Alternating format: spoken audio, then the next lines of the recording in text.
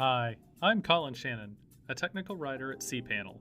You may remember me from such other tutorial videos as API tokens, the access hash replacement, and the cPanel app for Android. Today, we're going to explore how to set your server's time zone. You can change your time zone via your server's /etc/local time file or via WHM's server time interface, which we'll go over in this video. Many server processes, such as cron jobs, sending automatic emails, and database syncing, are configured to run at a specific time. Setting your server's time, either to your local time zone or Universal Time Coordinated, UTC, will decrease the possibility of errors with these functions. Also, for your cPanel and WHM license to work properly, you must set your server to the correct time. When you set your server's time, we recommend that you set your time zone to UTC. This will allow your server to interact with other servers that exist in different time zones and help prevent daylight savings time related errors. Okay, let's go ahead and log in to WHM. Here we are in the WHM home interface. Let's navigate to the server configuration section and click Server Time. The Server Time interface will appear.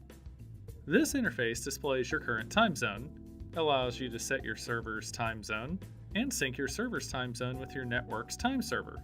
A time server is a server that reads the actual time from a reference clock and distributes this information to its clients via network. Your time server may either be a local network time server or an internet time server. Click the Configure Time Zone menu and select your chosen time zone. Mine is currently set to America, Chicago, but I'm going to change my time zone to UTC. So I'll scroll through the menu, select UTC, and click Change Time Zone. A message of success will appear. After you click Change Time Zone, you must reset the cPanel server daemon, cpservd, for the cPanel and WHM interfaces to reflect the change.